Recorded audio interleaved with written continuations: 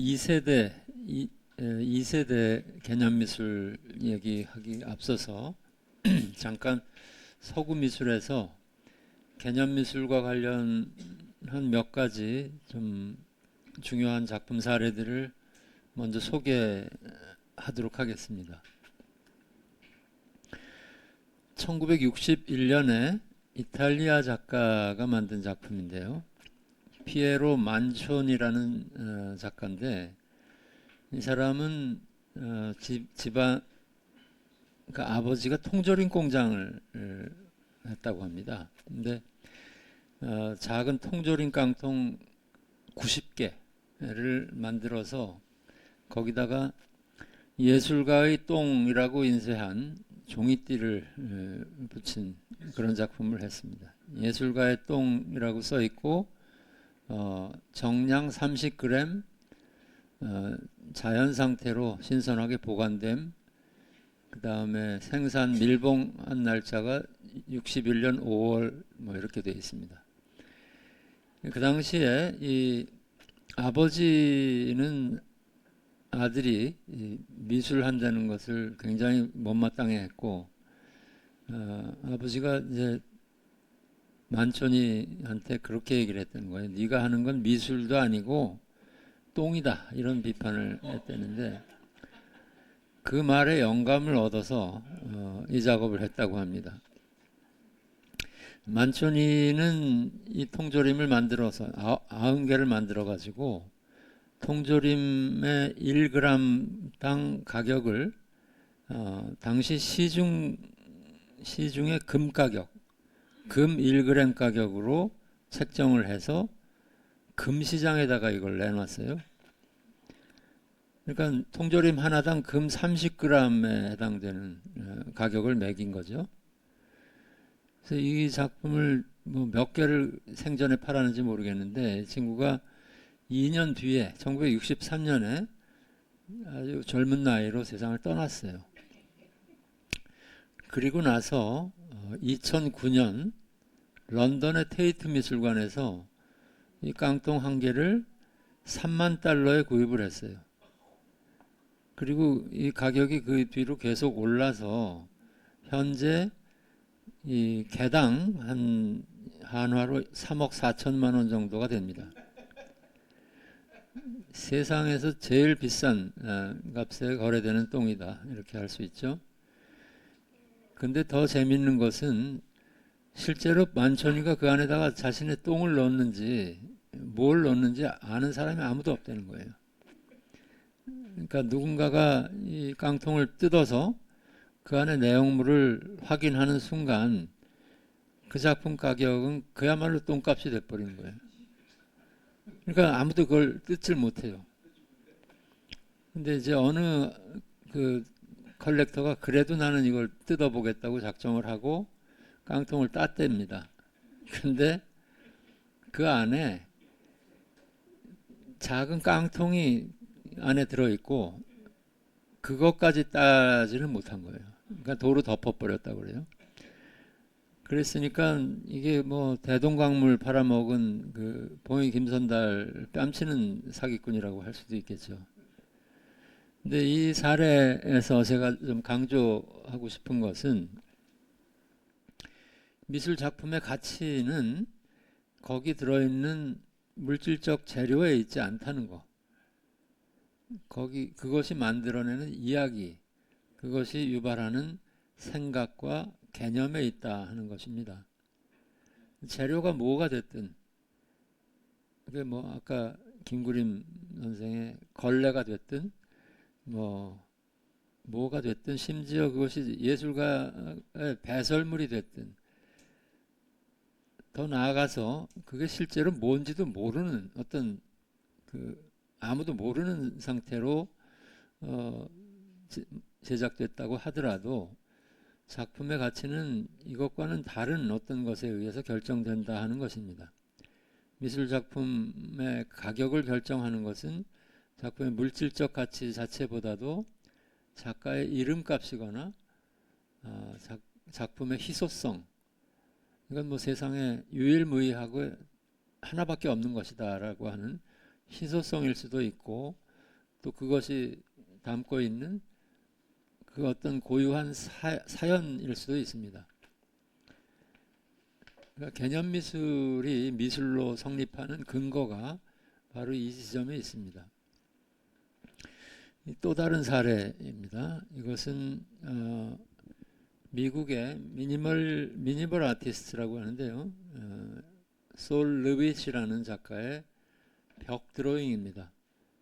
그러니까 이 작가는 사실 상당히 그 수학적인, 그러니까 수학을 공부했다고도 하고요. 상당히 이론적인 배경이 있는 친구인데 미술 잡지 아트 포럼에다가 1967년에 개념 미술에 대한 글을 발표해서 우리가 지금 사용하는 개념 미술이라는 용어를 위한 근본적인 공식적인 이론적인 토대를 만든 사람입니다. 이 글의 요지는 완성된 사물로서의 작품이 아니라 아이디어로서의 개념만으로도 미술이 될 수 있다라는 것이고, 이 말은 그 이후에 많은 미술가들한테 일종의 금원처럼 퍼져나가게 됩니다. 그리고 그 영향이 당연히 새로운 미술을 갈망했던 우리나라의 1세대 개념미술가들한테도 그대로 전해졌던 겁니다. 이 작품은 이 솔 르빗이 제작한 1000점 이상의 벽 드로잉 작품 중 하나입니다. 그렇지만 그 사람은, 이 작가는 그리는 작업을 직접 자신의 손으로 하지 않습니다. 이 작가는 드로잉을 하는 기하학적인 원칙, 제작 방법에 대한 정확한 지침만을 제공하고, 그리는 일은 조수들이 하거나 아예 그림하고 아무 상관없는 자원봉사자들을 모아서 제작을 시켰습니다. 솔 르빗은 자기 세대에서, 그 당시 자기 세대에서 가장 성공적인 미술가였지만 대단히 진보적인 사람이었고, 미술가라는 사람은 어떤 뛰어난 천재적인 상상력과 손재주를 가지고 자기만의 내면 세계를 표현해내는 특별한 사람이라고 하는 미술에 대한 고정관념을 정면으로 비판하기도 했습니다.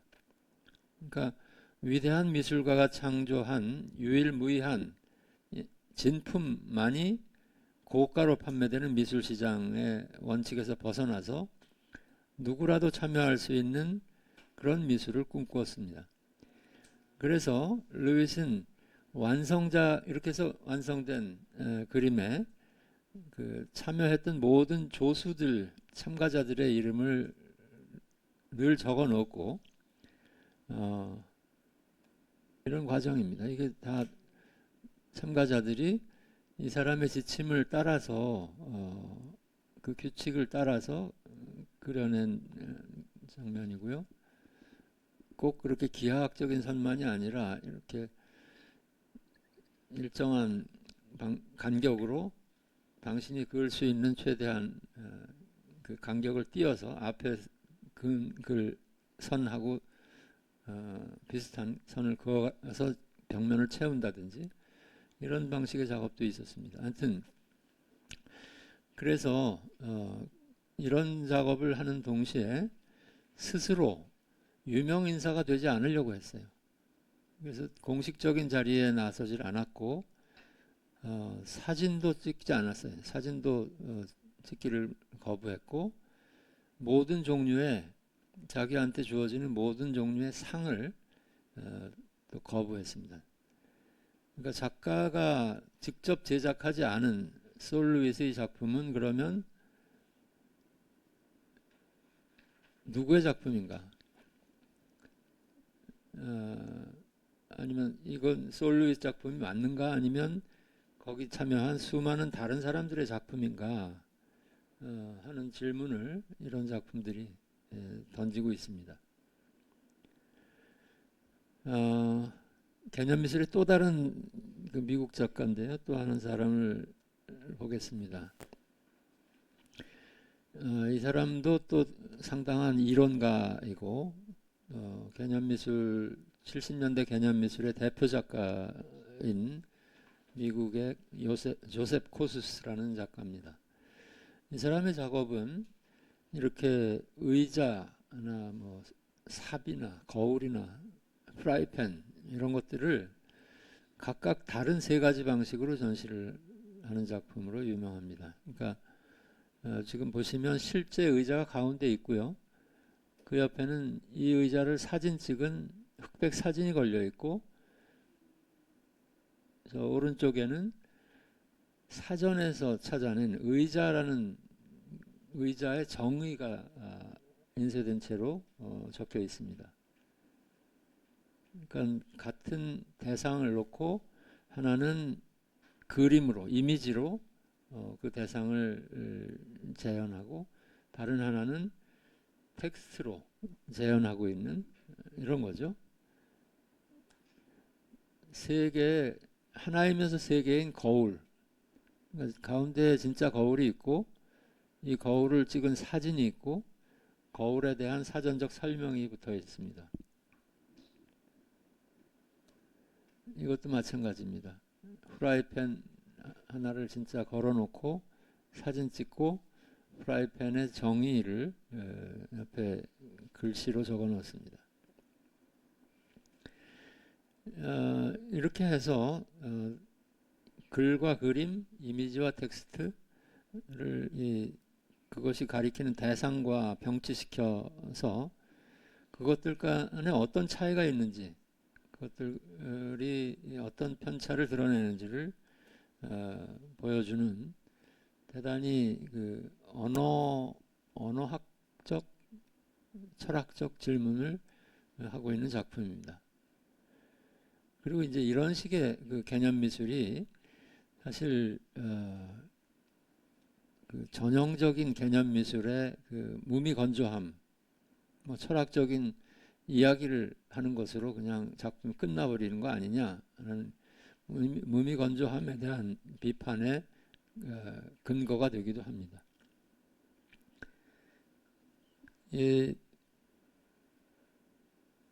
조셉 코수스 옆에 또 다른 미국 개념 미술가로 존 발데살이라는 사람 빼놓을 수가 없습니다. 이 사람의 72년 작품인데 간단히 설명드리고 그 2세대 개념미술 한국 얘기로 넘어가도록 하겠습니다. 이 작품 노란색 연필 사진 두 장을 나란히 붙여놓고 그 밑에다가 이 연필에 대한 사연을 적어놓은 아주 단순한 작품이죠. 글을 좀 잠깐 읽어보면 이런 내용입니다. 내 차의 대시보드 위에 오랫동안 이 연필이 놓여 있었다. 그걸 볼 때마다 연필 끝이 뭉툭하고 지저분해서 마음이 불편했는데 나는 계속 연필을 깎고 싶었고 깎으려고 했고 결국 더 이상 견딜 수가 없어서 그 연필을 깎았다. 그 깎은 연필이 이제 오른쪽 연필입니다.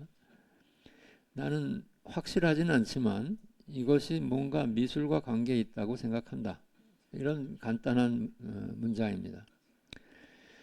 어떻게 보면 아무것도 아닌 사소한 이야기일 뿐인데 이 안에는 미술은 이런 것이 아니겠느냐 하는 작가의 생각이 들어 있습니다.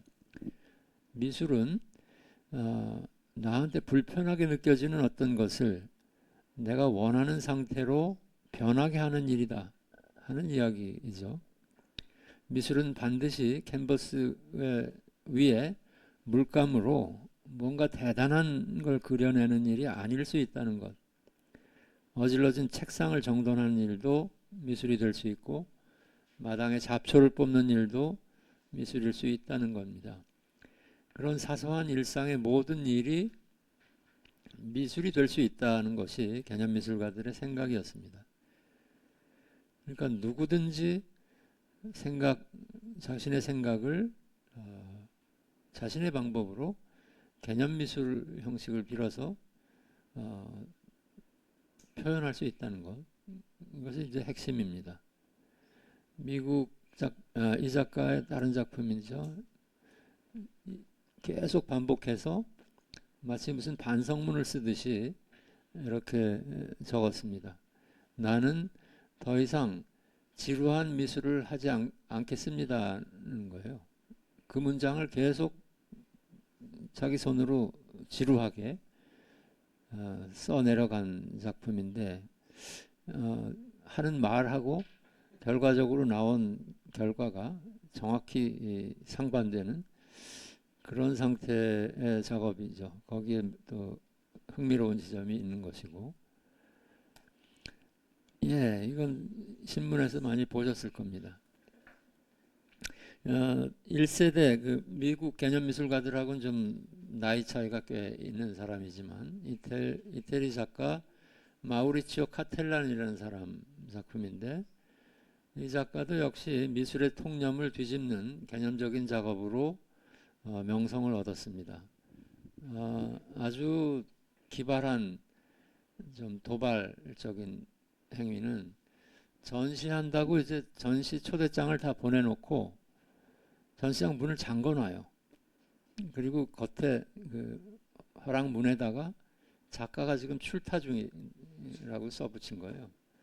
그러니까 아주 도발적으로, 의도적으로 관객을 골탕 먹이고, 하여튼 뭐 이런 걸로 유명한 악동인데, 재작년이었습니다. 이게 리움 미술관에서 이 작품이 출품됐었다가 어느 대학생이 아주 용감하게도 이 바나나를 뜯어서 그 자리에서 뜯어 먹었습니다. 그래서 화제가 되고 신문에 났던 작품이죠. 마트에 가면 한 송이 한 몇천 원이면 사는 바나나하고 뭐 덕트용 그 은색 테이프로 붙인 거니까 원가로 따지면 몇백 원밖에 안 되는 거죠. 근데 이게 미술 시장에서 이 작품이 1억 5천만 원에 거래가 되고 있어요. 그러니까 이게 세상에서 가장 비싼 바나나다 이렇게 할 수 있겠죠. 그러니까 정확히 말하자면 바나나 자체가 아니라 이걸 벽에 붙여놓고 거기다 코미디언이라고 제목을 붙인 작가의 아이디어가 1억 5천만 원인 겁니다. 이런 그 작품을 통해서 작가가 하는 것은 결국 미술 시장과 미술 작품 가격에 대한 조롱이고 풍자일 텐데요. 아이러니한 것은 카텔란 자신이야말로 이러한 터무니없는 미술 시장의 작품 가격의 최대 수혜자 중에 한 사람이라는 것이죠.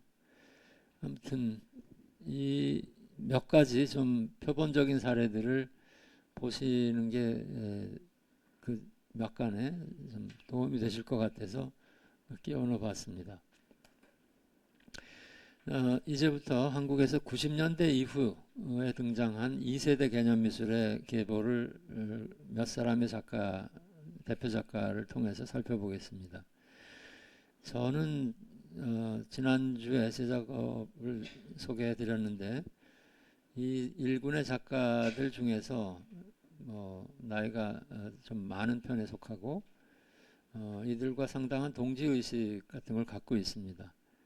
같이 전시도 많이 하게 됐고 또 아주 가까웠던 친구도 있는데 그 중에서도 이 박이소라는 작가 2004년에 일찍 세상을 떴는데 이 친구하고는 제가 독일 유학을 마치고 돌아온 95년부터 이 친구가 작고한 2004년까지 아주 가깝게 지내고 서로 의지했던 친구였습니다.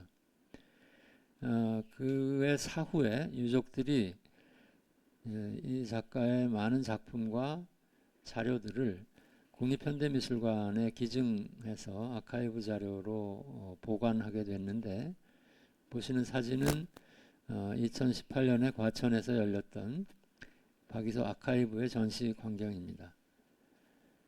홍익대학교에서 회화를 전공했고 미국으로 유학을 가서 뉴욕의 프렛 대학에서 석사를 마친 다음에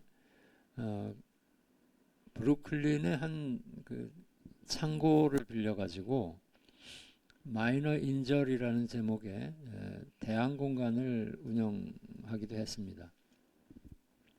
또 미술 서적을 번역해서 국내에 소개하는 이론가로서도 상당한 활동을 했고 무엇보다도 작품 활동을 통해서 많은 후배 작가들한테 영향을 주었습니다.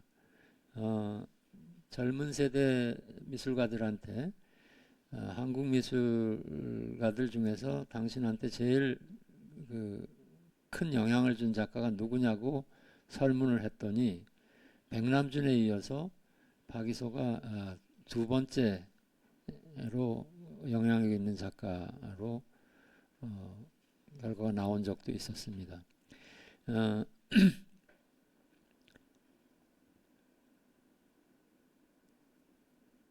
이 작가의 아주 중요한 특징은 아주 의도적으로 소박하고 허술한 재료와 기법을 사용해서 그러면서도 우리나라 미술과 우리 사회의 모순을 예리하게 포착하는 그런 작업을 보여주었습니다. 유학 시절에 그 이방인에게 요구되는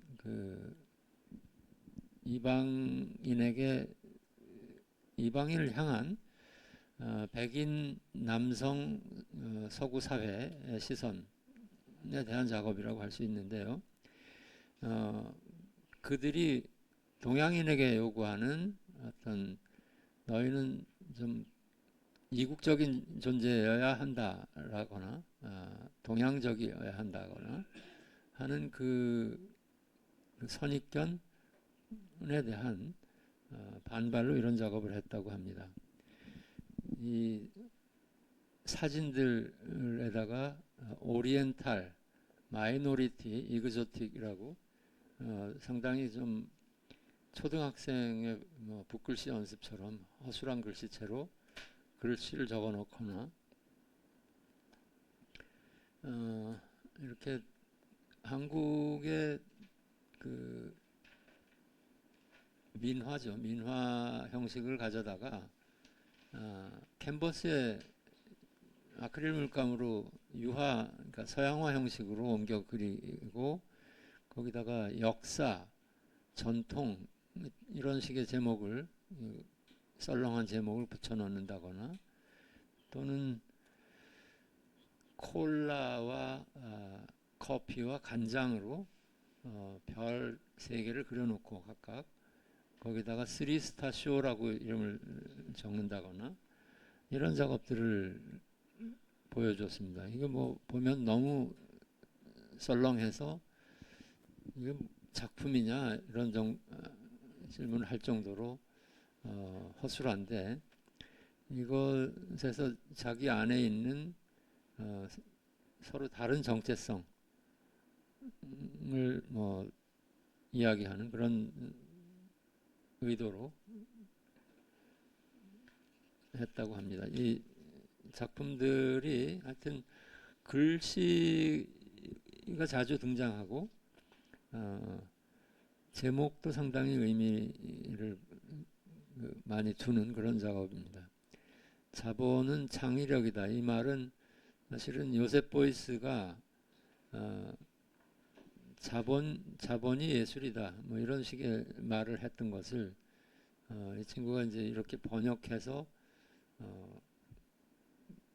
그림 그리는 형식으로 써놓은 거죠. 그리고는 거기다가 요셉 보이스의 그림을 내가 번역했다라고 써놓기도 하고 완전히 초등학생 그림으로 글씨도 그렇고요. 글씨의 내용도 이렇습니다. 잡초도 잘한다. 이렇게 동양화풍으로 수묵화풍으로 그리기도 해보고 어, 이건 조금 읽어봐야 될 것 같은데 나는 그림 그릴 때마다 이 그림이 딴 사람들 마음에 들었으면 하고 생각한다. 그러면서도 요즘 세상에 가만히 벽에 붙은 그림이 뭘 할 수 있을까 하며 자꾸 한심해한다. 이게 거의 뭐 초등학생 일기 같은 글인데 실제로는 작가들이 그 작품 앞에서 거의 하루도 이 생각을 안 하고 지나가는 날이 없을 정도로 내가 도대체 이 세상에서 뭘 하고 있는 거지 하는 그 아주 근본적인 미술가의 회의를 그대로 솔직하게 드러낸 그런 작업이라고 할 수 있습니다. 이런 드로잉을 했고 이것은 아마 북한의 그 곳곳에 써붙여 있는 구호들. 저도 금강산 관광을 갔다가 한번 충격을 받은 적이 있는데 그 금강산의 돌에다가도 엄청나게 새겨놨고요, 바위에다가도. 근데 이제 거대한 그 광고판에 우리 식대로 살아가자 이렇게 쓴 문장을 한번 본 적이 있어요. 그런데 그 문장을 읽는 순간 우리식이라는 것은 어떤 식인가? 그 우리는 누가 규정하는가? 그런 질문이 바로 떠올랐는데 이 친구도 아마 거기서 어떤 아이디어를 얻은 걸로 알고 있어요. 근데 한국 사회, 지금의 대한민국 사회에서 우리는 행복해요라는 큰그 구호를 그러니까 빌보드 간판으로 어딘가에 걸어놔 보겠다는 아주 이 친구로서는 상당히 좀 사회적인 직설적으로 사회적인 진술을 하는 그런 작업을 구상을 했던 건데 이 작품 결국 이 친구가 작고한 뒤에 부산 비엔날레에서 몇몇 친구들에 의해서 이런 형태로 실현이 됐습니다. 우리는 행복해요라고 썼는데 사실은 이것은 바로 우리가 정말 행복한가? 라는 그 스스로에 대한 질문을 던지게 만드는 그런 문장입니다.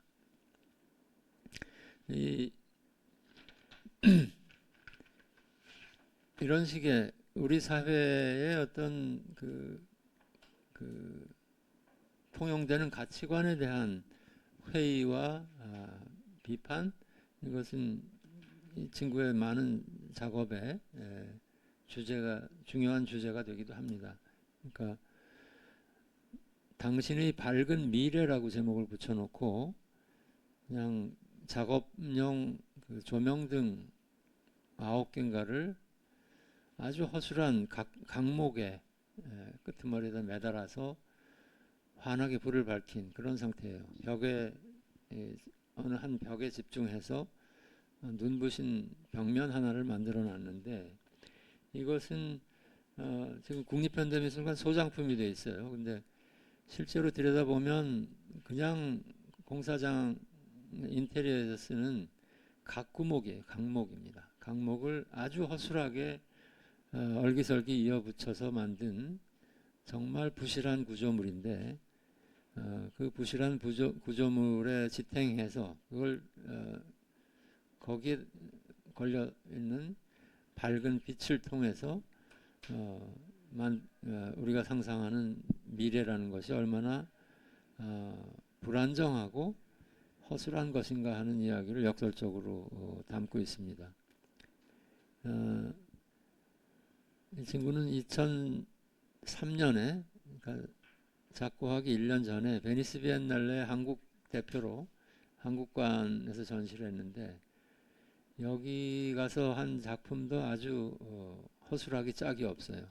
그러니까 지금 보시는 것은 전 세계에서 가장 높은 10개 건물을 유토로 그러니까 점토 종류로 똑같은 높이로 비슷하게 만들어 놨어요. 아주 그 만들어낸 솜씨가 초등학생의 솜씨로 그냥 허술하게 만들었고, 이게 이제 한 작품이고, 그 강국관 바깥에는 이런 식의 강목으로 설치된 이런 구조물을 설치를 했습니다. 땅바닥에다가 세숫대 같은 물 그릇을 4개를 박아놓고 거기다 물 담고 거기에 이제 이 4개의 기둥이 올라와서 그 사각형 구조물을 유지하는데, 이 모서리에 지금 보시면 잘 안 보이는데요. 저쪽 모서리에 이 엇각으로 두 가닥의 나무가 걸쳐 있는데요. 그 각구목이에요. 그것도 각목에 아주 허술한 솜씨로 이 베니스 비엔날레 그 전시관들이 모여 있는 자르디니 공원이죠. 공원에 26개의 국가관의 모양을 나름대로 정성껏 허술한 상태로 조각해서 그 위에다가 걸쳐 놨습니다. 그래서 사실 이 작품들을 통해서 이 미술이 이런 식의 국가 간 경쟁, 그러니까 올림픽과 같은 국가의 문화적 위상을 높이고 하는 그런 경쟁의 도구로 사용되는 체제인 비엔날레, 베니스 비엔날레가 과연 정당한 것이냐 하는 나름 상당히 도발적인 질문을 던지고 있는 겁니다.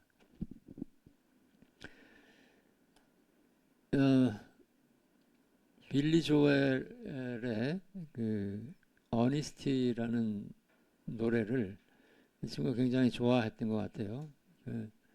그 노래를 한글로 번역을 해서 근데 굉장히 의도적인 직역을 한 거죠. 어니스티 하면 뭐 정직성이라고 하기보다 정직함 하는 게 더 자연스러울 텐데 정직할 수도 있고요. 정직성이라고 굉장히 그 딱딱하게 번역했고 아주 직역을 해서 좀 거칩니다. 그리고 의도적인 의역과 오역이 포함되어 있는 번역인데 이걸 이렇게 이제 번역을 해놓고 이걸 가지고 노래방에 가서 그 반주에 맞춰서 노래를 불러요. 그 녹음 테이프를 가지고 그걸 작품에다가 넣어서 관객들한테 들려줬는데 이 음원이 지금도 인터넷에 돌아다닙니다. 그래서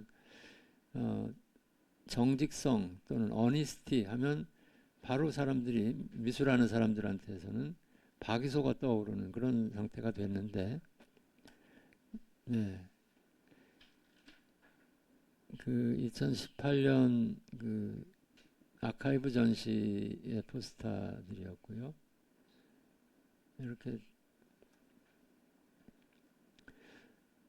허술하게 도저히 물에 띄울 수 없는 그 철망과 시멘트를 얼기설기 발라서 만든 배가 하나 있고 그 옆에 원래 설치했던 작품에서는 그 운송 이삿짐 센터에서 사용할 만한 그 종이 박스들을 빈 박스들을 산더미 같이 쌓아놓고 그 박스 중에 어느 한 군데에다가 카세트를 넣어서 어니스티라는 노래를 부르는 열창하는 자기 목소리를 계속 관객들이 듣게 했던 작품입니다. 예. 친구의 이 사진 중에 1985년인가요? 84년 뉴욕에서 아마 추수감사절 때 무슨 그 기간에 맞춰서 3일 동안 단식을 했는 모양입니다. 무슨 특별한 뜻이 있어서 그랬는지 건강 때문에 그랬는지 모르겠는데 단식을 하고 밥솥 하나를 끈에 묶어 가지고 그걸 이제 목에 걸고 그걸 땅에 질질 끌면서 브루클린 다리를 건너가는 그 퍼포먼스죠. 했다고 하는데 이때의 그 친구가 찍어준 사진이에요. 관객도 없는 그냥 자기만 혼자 자기를 위해서 했던 퍼포먼스인데 박이소가 작가로서 40몇 년간의 삶을 살면서 이렇게 보여줬던 행적을 그냥 상징하는 사진 같은 그런 이미지입니다. 조금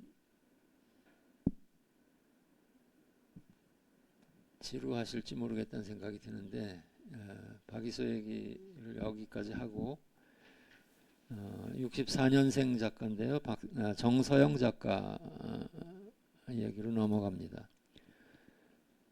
이 친구도 어느새 이제 59세니까 나이가 꽤 됐어요. 근데 개념적인 설치 작업, 조각으로 유명한 여성 작가입니다. 박이소와 비교하면 대단히 수공업적으로 완성도 높은 그런 작업들을 보여주고 있습니다. 지금 보시는 것도 아주 정교하게 만든 나무로 된 선반과 옷걸이 비슷한 형태의 그 기둥을 그 좀 특별한 방식으로 이렇게 선반에 끼워 넣어서 설치를 하고 거기 그 기둥에다가 바느질을 한 어떤 형태를 널어놓은 그런 작품입니다.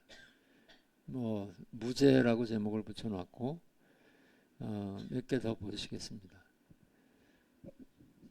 전망대 해놨는데 이건 역시 나무를 잘 가공해서 실제로 있음직한 전망대의 형태를 만들었는데 실제로 이 크기가 한 1m 20, 1m 50 정도 되는 미니어처입니다. 그래서 아무도 이 전망대 위에 올라갈 수가 없는 상태가 되어 있죠.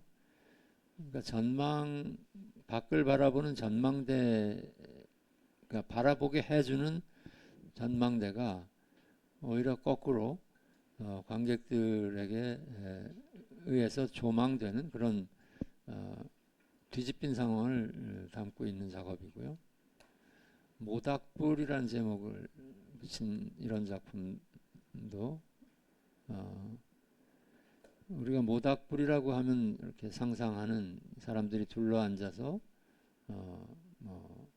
이야기를 나누는 그런 장면하고는 전혀 다른 어떤 상황을 색깔과 어설픈 형태를 통해서 보여주고 있습니다. 이 작품은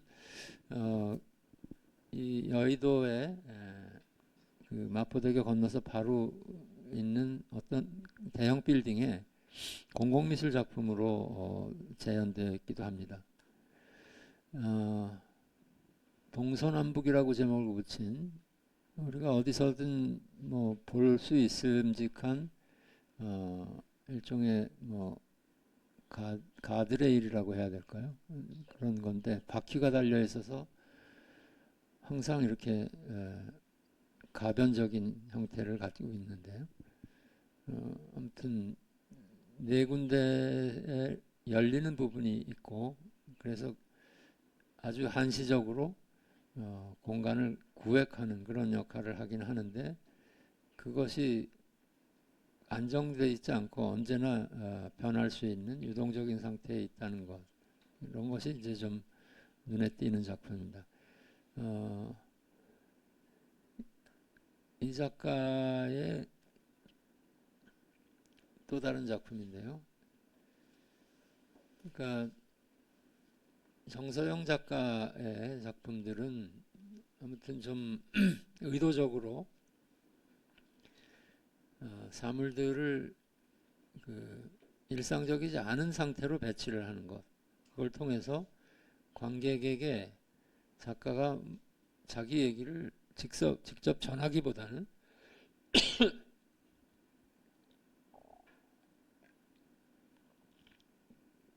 관객 스스로 이게 뭘까? 왜 이렇게 놨을까? 얘는 왜 이렇게 있고 저렇게 있어야 될까를 스스로 질문하도록 하는 그런 작업이라고 할 수 있습니다. 그런 점에서 관객들한테 어렵고 불친절하고 차갑다 이런 인상을 주기도 합니다. 근데 또 그 이면에 어, 세상과 사물에 대한 상당히 깊은 통찰과 시적인 상상력이 들어있기 때문에 아주 소수이기는 하지만 대단히 열렬한 찐 팬들을 갖고 있는 그런 작가이기도 합니다. 그러니까 젊은 그 미술가들한테 물어보면 그 아주 열광적인 팬들이 굉장히 많습니다. 넘어가서 조금 다른 유형의 작가를 보겠습니다. 김범인데요. 김범이라는 작가는 정서영 작가하고 서울미대 동기생인데 전혀 다른 톤으로 개념적인 작품 세계를 구축해 온 작가입니다. 약 2023년이니까 2년이 지났네요. 2년 전에 아주 오래간만에 한 10여 년 동안 아무 활동이 없던 작가가 리움미술관에서 대규모 개인전을 열어서 엄청나게 관객들의 호응을 받았던 작가입니다. 이 작가는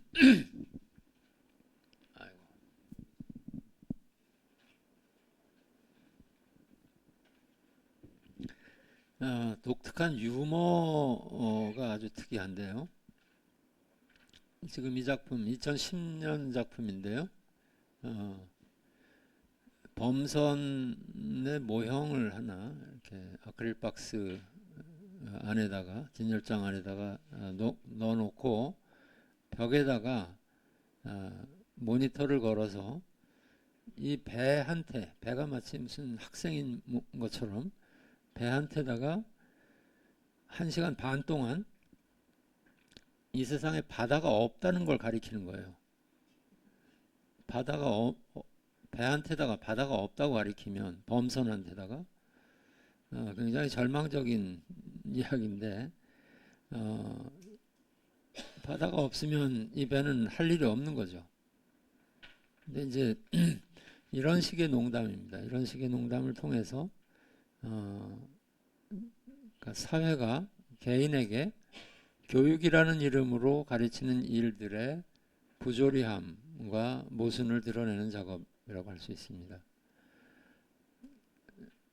여기는 아예 뭐 물뿌리개니 무슨 선풍기니 뭐니 하는 일상적인 물건들을 의자에다가 올려놓고 학교처럼 강의를 하는 장면을 연출하고 있습니다. 여기 옆에 있는 모니터에서 이 사물들한테 가리키는 것은 너희는 도구일 뿐이다.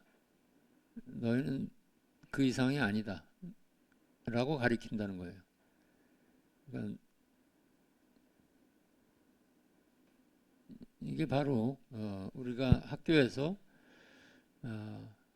학생들한테 하는 교육의 어떤 근본적인 문제를 은유하는 것이 아닌가 이렇게 읽을 수밖에 없는 겁니다. 같은 맥락에서 전시장에 이렇게 나뭇가지가 하나 있고요. 나뭇가지 중간에 돌멩이 하나가 얹어 있습니다. 그래 놓고 모니터에서는 이 돌멩이한테 너는 돌멩이가 아니라 새다 이렇게 가리키는 그 작가가 등장합니다. 작가가 등장해서 돌멩이한테 너는 새니까 날아갈 수 있다 하고 계속 가리키는 거예요. 그러니까 이게 뭐 이 세뇌 교육의 결과로 이 돌멩이가 이 나뭇가지 위에 올라가 앉아 있습니다, 지금. 근데 이런 것,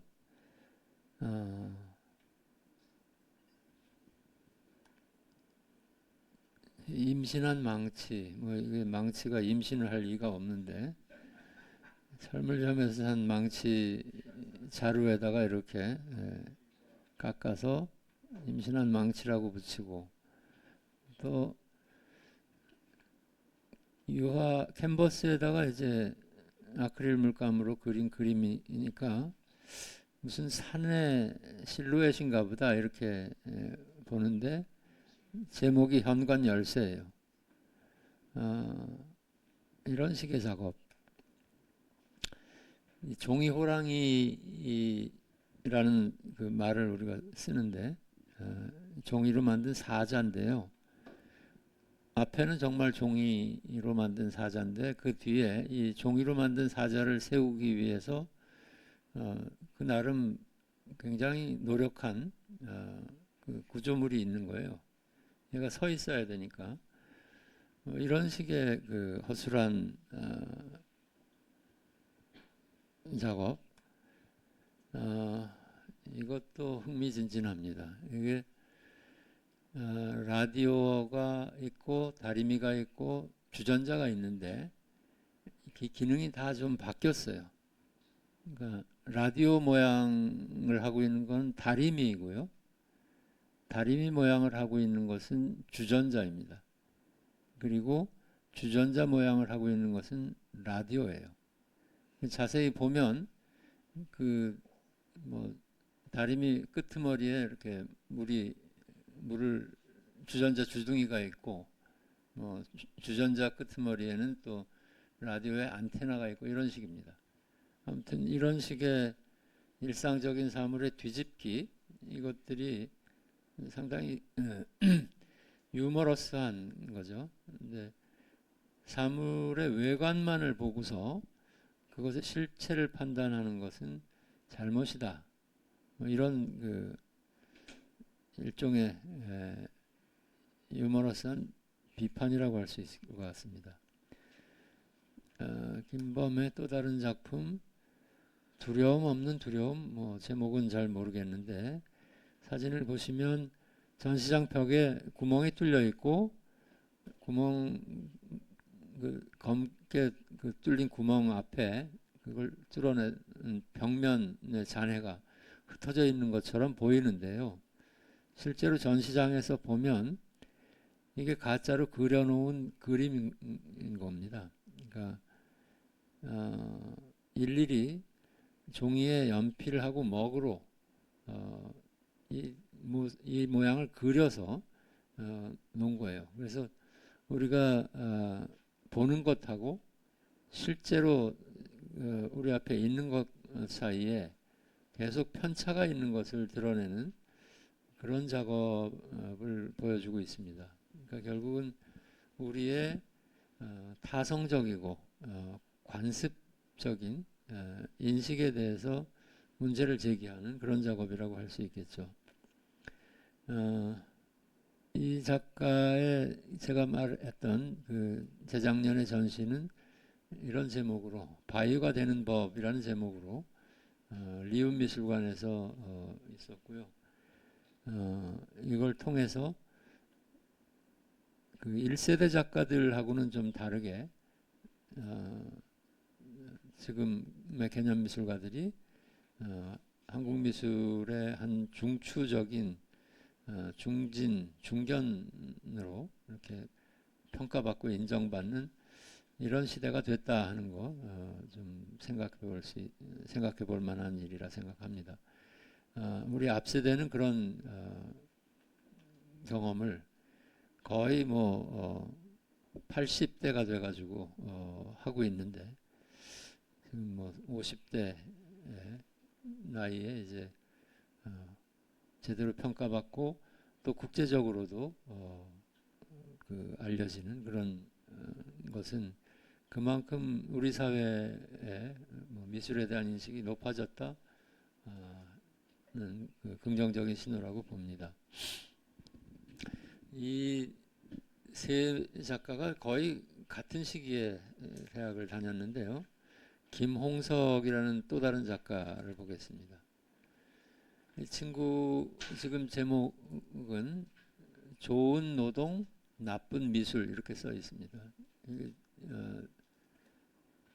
이 친구도 몇 년 전에 했던 전시의 포스터로 썼던 작품인데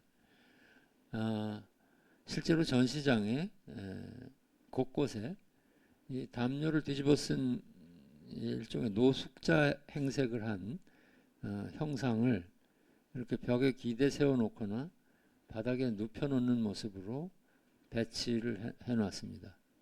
그러니까 미술관이라고 하는 공간은 현실 세계와 분리된 그야말로 가상의 공간 같은 거예요. 그러니까 그 안에는 그 미술 작품, 미술의 세계가 있는 것이지 현실 세계가 그 안으로 들어오는 것은 이렇게 제도적으로 금지가 되어 있는 거죠. 근데 그것을 이제 뒤집는 작업이라고 할 수 있습니다. 그러니까 노숙자의 모습, 뭐 바로 미술관 문 밖에만 나가도 무슨 우리가 길거리에서 흔히 볼 수 있는 노숙자를 미술관 안에다 들여놓는다 하는 것 자체가 미술관 제도가 갖고 있는 그 폐쇄성, 현실과의 단절 이런 것들을 직접 언급하는 일이 되는데 이 친구는 그런 식의 그 미술관 제도에 대한 비판과 또 우리 사회의 노동의 현실에 대한 이야기를 그 나름의 또 유머러스한 방식으로 전개하고 있습니다. 이 작품 보시면 이 친구가 만든 전시의 일부입니다. 그러니까 뭐 어린이 무슨 놀이공원 같은 데서 만날 수 있는 동물 캐릭터의 그 가면을 쓴 사람들이 전시장에 나름 그 주어진 역할을 하면서 앉아 있습니다. 모델처럼 실제 인물입니다. 그리고는 이제 그 인물 앞에다가 이런 설명문을 붙여놓습니다. 제가 하나 읽어보겠습니다. 좀 긴데요. 이 남자분의 전 직업은 대형 화물 운전수였습니다. 현재 이분은 무직이며 미술관은 인력 소개소를 통해서 이분을 소개받았습니다. 이 남자분이 이 장소에 나와 앉아 있는 것은 미술가의 요청이며 이 행위는 오전 10시에서 12시, 오후 1시에서 오후 6시까지 하루 총 7시간 진행됩니다. 이 남자분은 이 행위가 끝나면 끝나는 매일 오후 6시 이후에 미술관으로부터 한화 84,000원을 현금으로 받습니다. 이분은 매일 이 장소에 오지 않으며 그가 원할 때 이곳에 나타납니다. 이 전시가 끝나면 그는 다시 그의 삶으로 돌아갑니다. 그는 미술가가 요청한 하루 7시간 앉아있기라는 의도에 대해서 끝내 관심을 보인 적이 없습니다. 이런 식의 글이에요. 그리고 실제로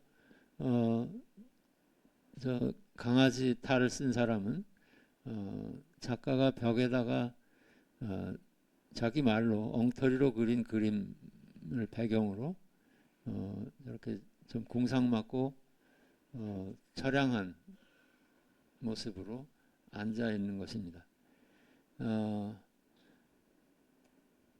당나귀 가면을 쓰고 비스듬히 누워있는 또 다른 남자는 휴학 중인 미술대학생이라고 합니다. 그는 작가가 의도하는 바와 자기가 하는 일의 의미를 정확히 이해하고 있으며 미술관에서 작가에게 제공한 제작비 중 인건비를 받지만 금액을 공개하겠다는 작가의 요청을 거부했습니다라는 설명이 붙어 있습니다.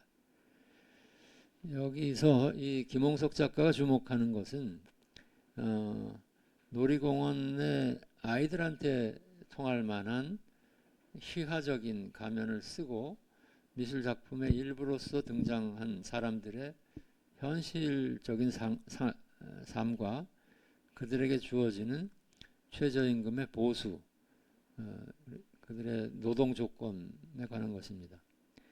그러니까 작가는 미술관 전시라고 하는 제도적 지원을 받아서 미술관의 그 화려하고 밝은 조명 아래서 우울한 현실의 그림자를 관객에게 보게 만드는 그런 작업으로 미술과 현실이 분리되고 예술과 노동이 분리되는 현실을 비판하고 있습니다.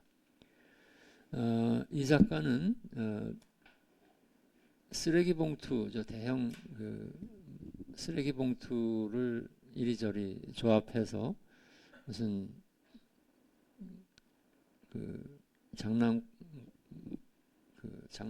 강아지나 동물 모양을 만들어서 설치한 작품도 있는데요. 이것은 실제로 쓰레기 봉투가 아니라 그 쓰레기 봉투를 그대로 주물로 떠서 브론즈로 그러니까 만든 그런 작품입니다.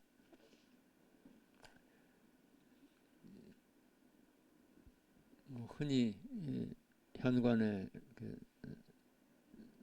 놓이는 슬리퍼 바닥에다가 이렇게 무거운 돌멩이 같은 시멘트 덩어리를 붙여서 걸음걸이가 이렇게 무거워지게 만든 슬리퍼도 만들고요. 이런 식의 이제 사물을 비틀어 놓는 방식의 오브제 작업도 이 작가의 한 중요한 작업 방식입니다.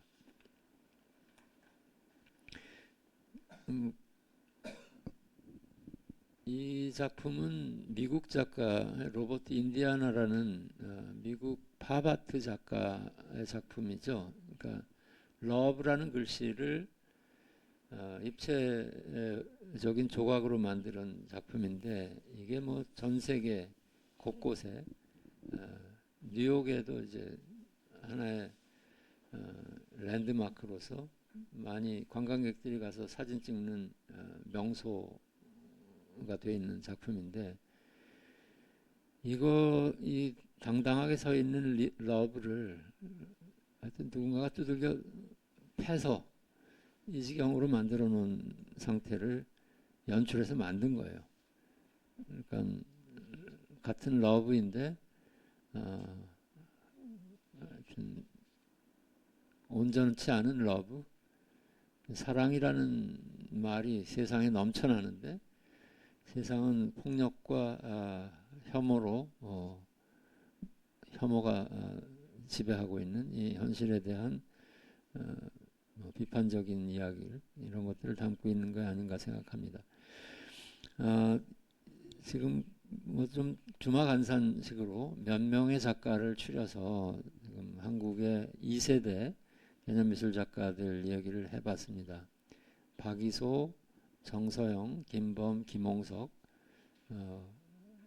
아마 이 외에도 이분들 세대에 개념적인 사고를 바탕으로 미술하고 있는 작가들이 꽤 많이 있습니다. 근데 제가 갖고 있는 자료와 지식의 한계 때문에 이 대표적인 60년대생 몇 명을 에 대해서만 이야기를 했다는 점 말씀드립니다. 이들의 공통점과 이들이 1세대 개념미술가들과 어떻게 다른지에 대한 말씀을 좀 드리고 넘어가도록 하겠습니다. 제일 중요한 차이점은 개념미술적인 사고를 기반으로 하되 이 세대는 대단히 사회적이고 정치적이고 또 윤리적인 예술가의 책무에 대한 인식을 가지고 있는, 그리고 그것을 각자 자신의 방식으로 실천하고 있다는 사실이라고 할 수 있습니다.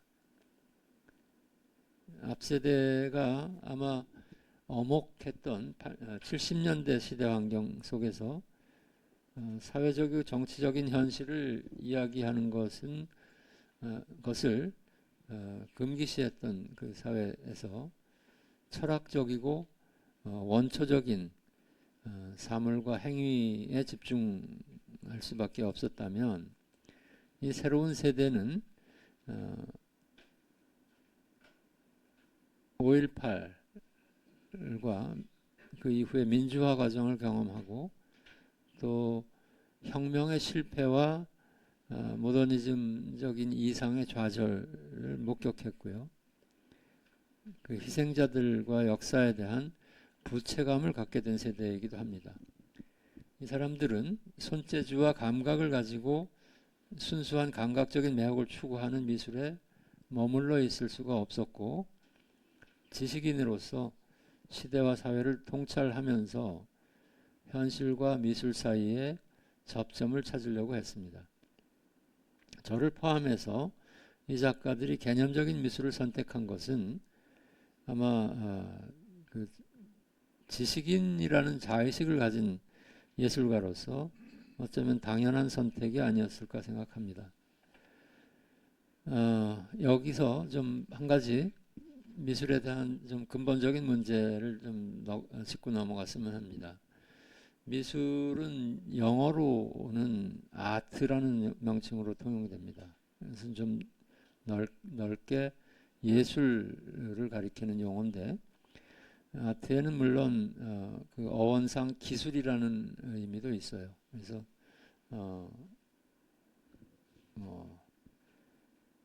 여러 가지 군사적인 기술, 손자병법 이런 것도 군사적인 아트가 됩니다. 번역을 하면.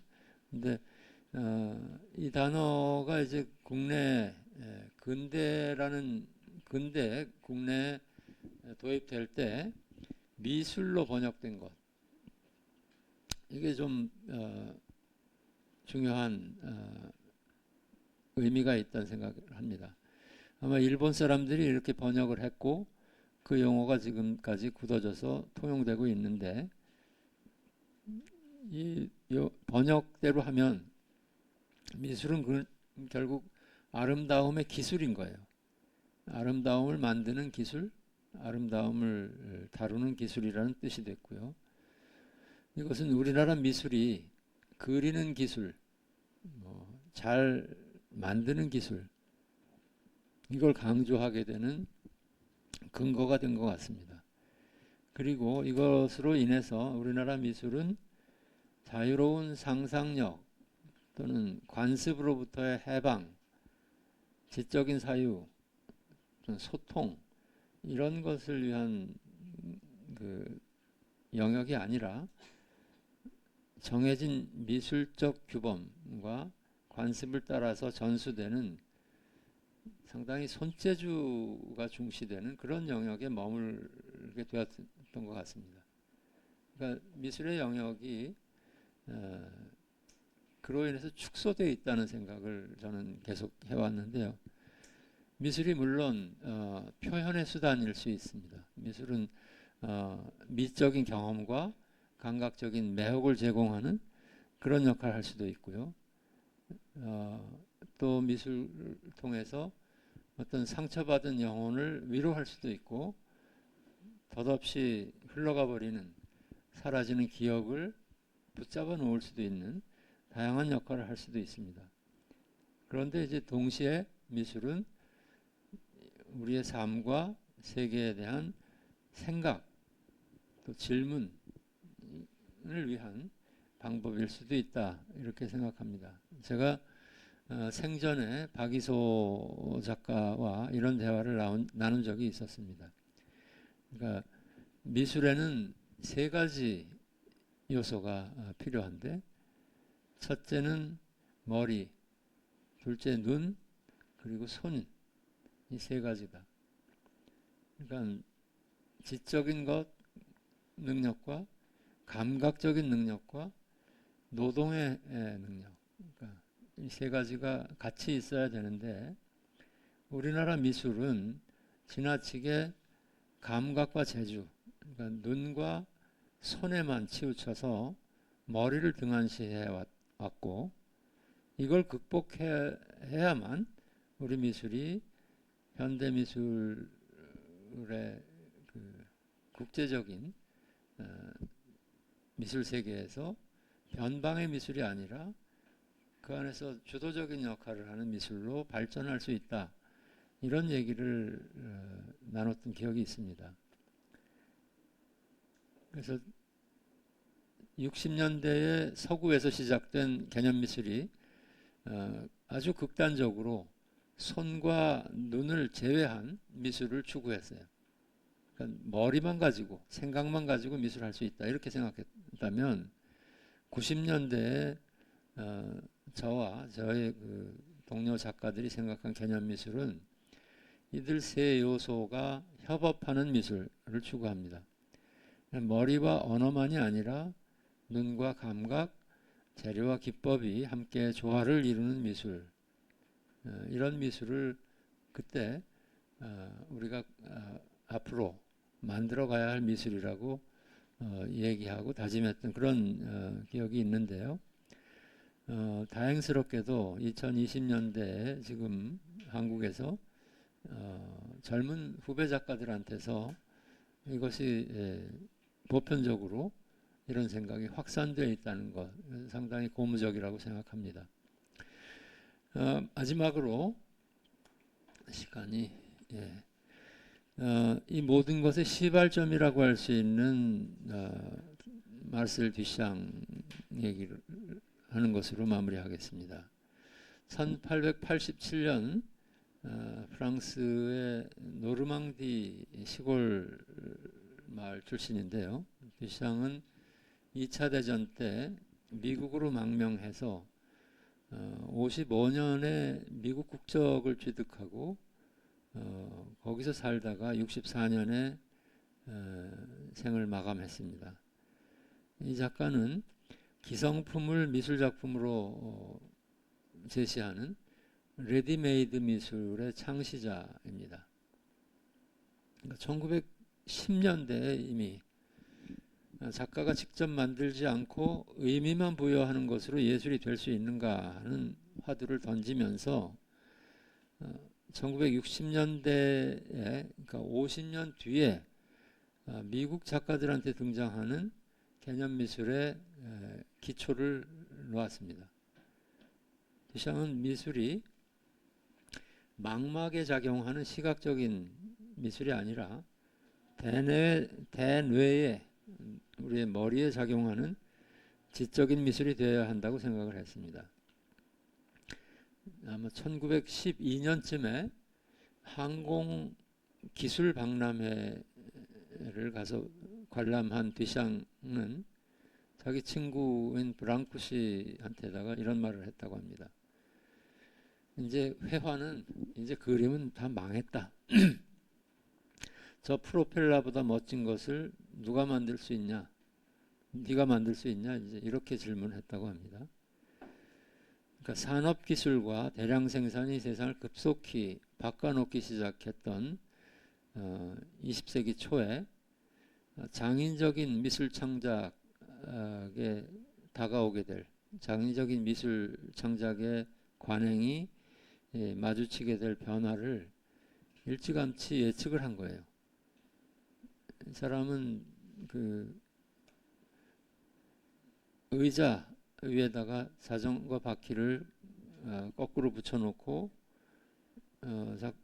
이런 작품을 시작으로 해서 일상용품이 미술작품으로 바뀌는 파격적인 작업을 계속했고 이걸로 현대미술사의 첫 페이지에서 반드시 등장하는 작가가 됐습니다. 앞에 작품은 이 작품은 1913년 작품이고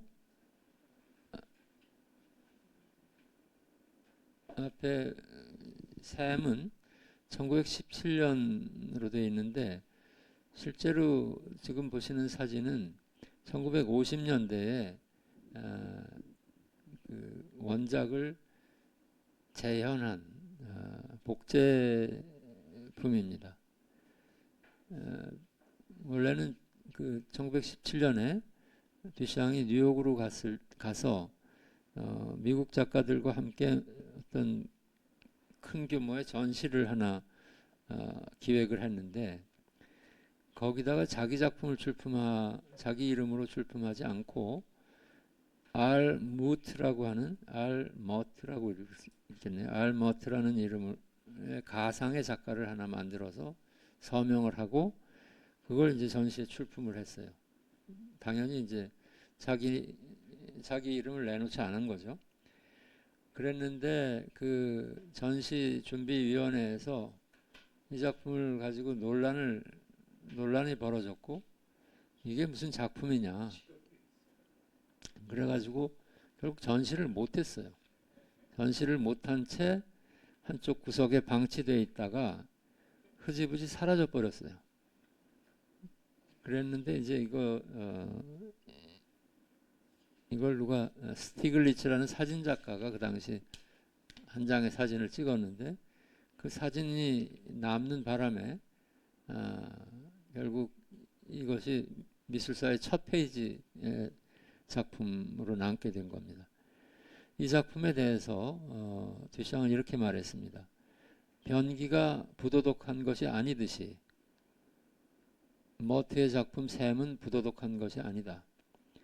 배관 수리 상점의 진열장에서 우리가 매일 보는 제품일 뿐이다. 그가 변기를 직접 만들었든 아니든 그것은 중요하지 않다. 그는 그것을 선택했다는 것이다. 일상의 평범한 사물이 실용적인 특성을 버리고 새로운 목적과 시각에 의해서 새로운 생각으로 창조된 것이다.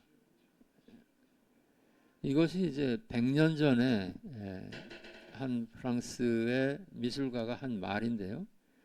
바로 그 시기에 우리는 최초의 서양 화가로 고이동이라는 분을 이제 갖게 됩니다. 그러니까 이분이 1910년대에 동경 유학을 마치고 귀국해서 1910년대가 한국 근대 미술의 시발점이다, 이렇게 이야기가 됩니다. 그러니까 그 같은 시기에 뭐 유럽과 우리나라 사이에 역사적 시차라는 것이 얼마나 컸는지 실감해 보실 수 있을 겁니다. 100년 전에 듀샹이 던졌던 미술에 대한 근본적인 문제의식은 60년대 미국 개념미술가들을 거쳐서 70년대 한국의 청년 작가들에게로 전해졌고요. 90년대의 한국 사회 민주화와 세계화의 흐름 속에서 한국의 역사와 현실을 반영하는 개념적인 미술로 진화해 왔습니다. 사실 최근에 그 미술 환경 속에서 개념 미술의 입지가 그렇게 넓지는 않다고 봅니다. 그러니까 미술 시장이 미술을 지배하는 현실인데, 미술 시장은 아트 페어와 그 경매, 옥션을 통해서 움직입니다. 아트 페어 뭐 이제 내일부터 국내 최대 규모의 프리즈와 키아프 두 아트 페어가 이제 시작이 되는데, 가보시면 아시겠지만 거기서 작품 앞에 머물러서 무슨 생각을 하고 감상을 할 여유가 없습니다. 그야말로 지나가면서 볼 수밖에 없고요. 수천 점의 작품이 엄청난 그 코엑스 홀에 널려 있는 상황에서 우리는 작품을 그 생각의 대상이 아니라 감각적인 직관과 그야말로 순간적인 그 찰나적인 인상을 통해서 보게 됩니다. 게다가 이런 아트페어가 아니더라도 우리의 관객이 일상적으로 어떤 그 잠시 머물러 있는 것을 견디지 못해요. TV 앞에 앉아서 잠깐 이렇게 재미가 없으면 채널이 돌아가잖아요. 그러니까 그 정도로 이렇게 우리의 그 외부 대상을 바라보는 형식 자체가 변한 상황에서 뭐 작품 앞에 좀 머물러서 생각을 해보세요 라고 하는 개념 미술이 참 쉽지 않은 거죠. 그 독서와 사색 이런 것들이 사실 점점 뭐 짜림이 뭐니 하는 것으로 대체되고 이런 즉각적인 자극과 감각적 매혹이 이제 세상의 전부가 된 세상에서 개념적인 미술의 미래는 그렇게 밝아 보이진 않습니다. 그럼에도 불구하고 또는 바로 그렇기 때문에 더욱더 그 필요성과 의미가 더 커지지 않는가 생각합니다. 저는 개념 미술에 대해서 많은 분들이 여전히 미술계 내에서도 마찬가지입니다. 부정적인 인식을 갖고 외면하는 것에 대해 안타깝게 생각하고 있습니다. 오늘 제 강의가 좀 지루하셨을 것 같긴 한데 이런 선입견을 조금이라도 불식시키는 그런 기회가 됐으면 하는 생각이 있습니다. 긴 시간 경청해 주셔서 감사드리고요. 질문이 있으시면 몇 가지 질문을 받도록 하겠습니다. 저번 강의에서 프랑스에서 독일 옮겨가실 때 있잖아요. 1년 만에 그 이유를 혹시 여쭤봐도 될까요? 예. 제가 독일, 그러니까 프랑스로 유학을 가기로 한 것은 정말 그 당시에 그 유럽 미술에 대한 정보가 너무 없었고요. 주변에서 유학을 간다 그러면 미국 아니면 프랑스인데 미국은 일단 학비가 비쌌어요. 그러니까 뭐 유럽은 지금은 조금 달라지긴 했지만 그때는 학비라는 거 개념 자체가 거의 없다시피 했으니까요. 생활비만 들고 가면 학교를 다닐 수 있다 해서 이제 유럽을 가기로 했고 독일에 대해서는 정보가 별로 없었기 때문에 친구 따라 강남 가듯이 파리로 간 거죠. 그래서 가서 그 3학년 편입을 해서 2년 다니고 이제 좀 졸업하면 한 몇 년 파리에서 활동을 하다 오면 되겠다 생각을 했는데 가서 이제 6개월 다니고요. 그리고 겨울 방학이 돼서 독일에 있는 다른 친구들을 좀 만나러 가게 된 거예요. 그러니까 가서 보니까 독일 미술이 훨씬 더 활발한 겁니다. 그 시기에. 파리에서는 도대체 엄청난 블록버스터 전시들은 볼거리가 많은데 젊은 작가들이 도대체 뭘 하는지를 볼 수가 없는 거예요. 그러다가 독일로 갔는데 독일은 제가 전혀 몰랐던 다양한 그 전시 그 공간들, 그러니까 대학 공간서부터 하여튼 여러 가지 형태의 전시 공간들이 있었고 미술관에서 하는 전시들이 전부 뭔가 이렇게 새로운 게 벌어지고 있다는 느낌을 강하게 주었습니다. 그러다가 이제 그러고 한 달 이렇게 이 친구 저 친구 돌아다니고 미술대학과 미술관들을 이제 둘러보고 돌아오면서 제 집사람하고 한때 우리 독일로 옮길까 이렇게 된 거예요.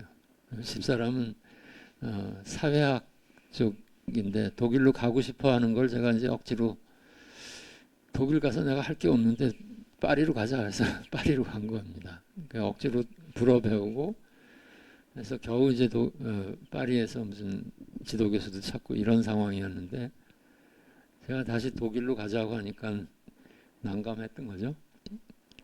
그래서 저한테 그러면 약속을 해라. 난 독일로 가면 공부하는 시간이 2, 3년으로 안 끝난다. 5년 이상 다녀야 되니까 그때까지 그러니까 나랑 독일에 같이 있으려면 독일로 옮기고 그래서 그 약속을 하고 이제 독일로 옮긴 거예요. 근데 그게 그러는 바람에 독일 미술학교가 5년제인데 5년짜리 학교에 1학년으로 들어간 거예요. 그 약속 때문에. 그리고 이제 5년이 지났는데도 집사람이 논문을 다 못 끝냈어요. 그래서 2년짜리 연구과정을 또 들어가서 합계 7년을 독일에 있었습니다. 사실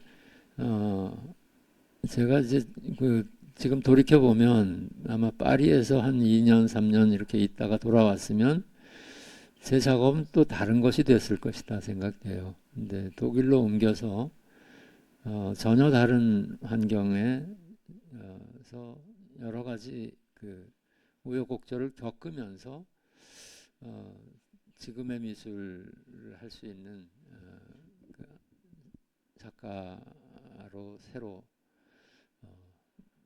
만들어진 것이 아닌가 생각하고요.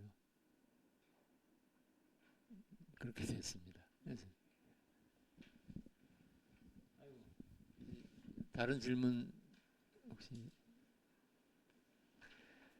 네, 제 얘기가 하여튼 좀 지루하셨을까봐 제일 걱정이 되고요. 다음 주에 강의를 잠깐 예고 드리면서 끝내겠습니다. 다음 주에는 우리가 어떻게 이 사물을 가지고 말할 수 있는가 하는 게 주제입니다. 사물로 말하는 것, 그러니까 꽃 한 송이를 전하는 것으로 말을 할 수 있듯이 사물을 통해서 말하는 것에 관한 강의를 좀 드리고 그걸 토대로 한 2, 3주 정도 동안 참가하시는 분들이 각자 자기 방식의 그 작품 하나씩을 구상하고 그 스케치와 설명을 준비해 오시도록 그렇게 숙제를 드리는 것으로 준비를 하겠습니다. 그래서 사실 뭐 작가들만 작품을 할 수 있는 게 아니다 하는 걸 오늘 강의를 통해서 충분히 보셨을 거라고 생각하는데 조금 용기를 내서 한 발 더 디뎌보시면 이번 학기 강의가 훨씬 더 보람 있지 않을까 하는 생각으로 준비하게 됐습니다. 다음 주에 뵙겠습니다. 감사합니다.